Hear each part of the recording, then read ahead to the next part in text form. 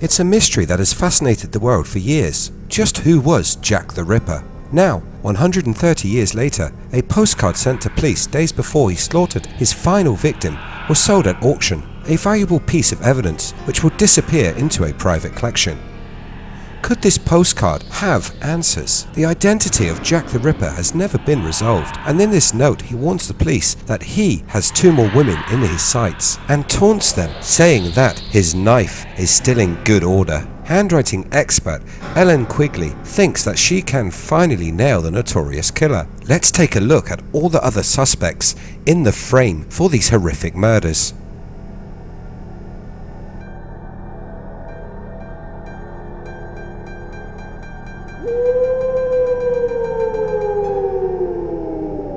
Welcome to IF, videos on history and mystery. Hit that subscribe button and ring that bell so you never miss a video again.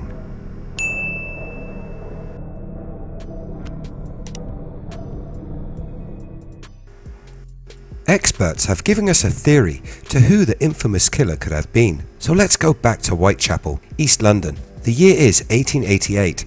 And 5 prostitutes have been brutally slain over a 12-week period, the time that marks the birth of a legend. From August to November, Mary Ann Nichols, Anna Chapman, Elizabeth Stride, Catherine Eddowes and Mary Jane Kelly were killed and butchered in the streets, often disemboweled and body parts taken as trophies. Chapman's uterus was taken, Eddowes had her uterus and kidneys removed, and her face savagely mutilated. Kelly's body was completely decimated, her face hacked away, leaving an unrecognizable bloody mess.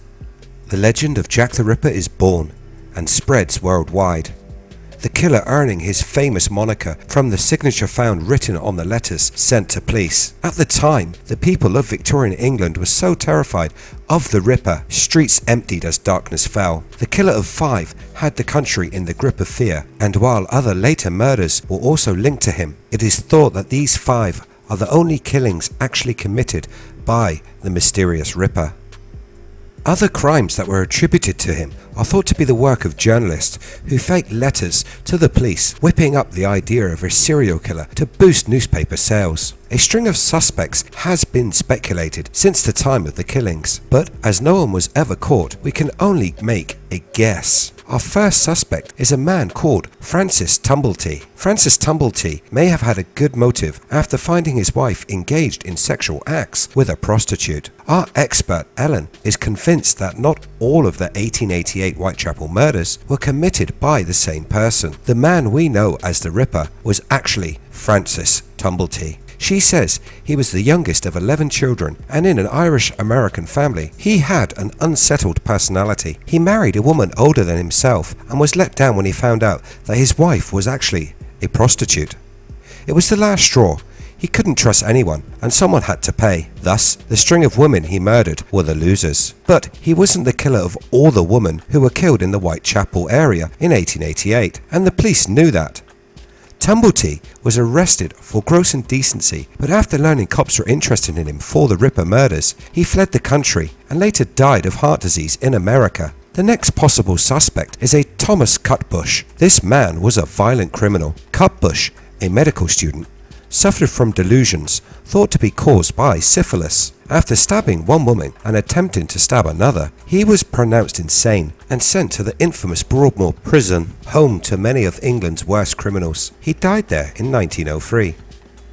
Next, we have James Kelly, an escaped prisoner with a police file that perfectly matches the Ripper's profile. Kelly killed his wife in 1883, stabbing her in the neck, and was also sent to Broadmoor. He managed to escape 5 years later using a key he had made whilst locked behind bars.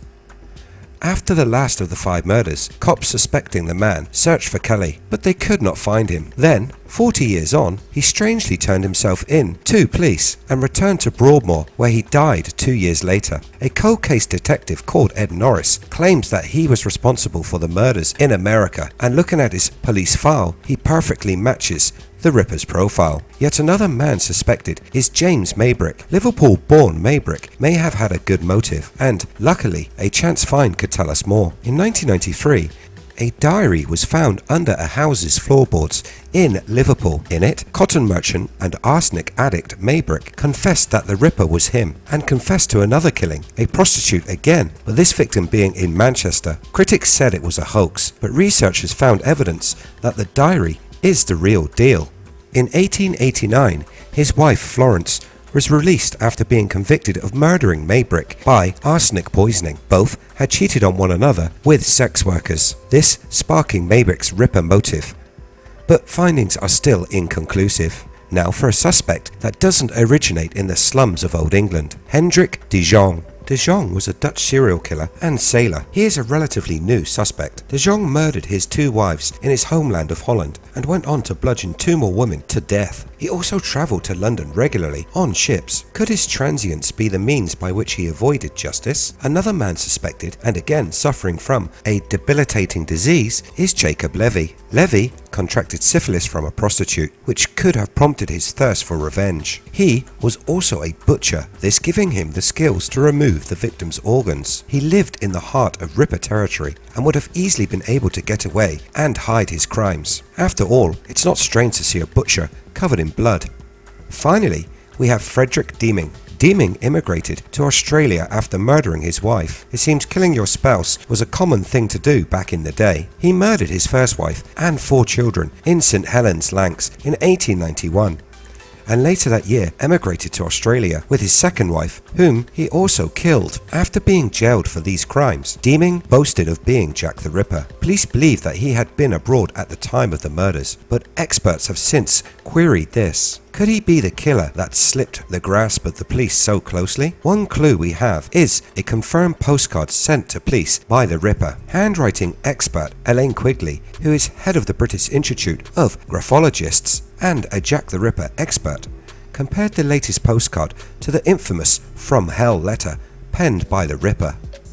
This letter gained notoriety for its insane content, which also included a fragment of a victim's kidney. She believes the 2 pieces of writing demonstrate different aspects to his personality, with the postcard proving that he was capable of being deceptively rational and collected, as well as murderously violent. She says these 2 writing samples are the 2 sides of his personality. The letter From Hell has a stress about it, and the anger is very evident. The narrowness of the letters and the length and the height of the vertical strokes in the script show all the pressure and anger that was felt. But the postcard is not written in the same frame of mind. The letter was a much more emotional experience. The postcard has a tidy flow. For that reason, it is much more businesslike. The postcard is much more thought through, while the letter is releasing his anger. He had a very complex existence, with the ability to act in a collected way that could be deceptive, and this is reflected in the postcard, she said. Going on to add, you can see by the layout of the writing that he isn't someone who plans things, but reacts to impulses and anger. The Ripper story is fascinating, and we can pore over the few pieces of evidence that remain and speculate to his motives and his identity, but too much time has passed for us to ever conclusively know who the killer was, the mystery adding to his infamy. Who do you think the Ripper was? Do you think we will ever learn the killer's true name? Let me know in the comments below. If you enjoy what we do here on the channel, hit that subscribe button. You can catch the latest by searching social media for We Are If. Thanks so much for watching. See you next time.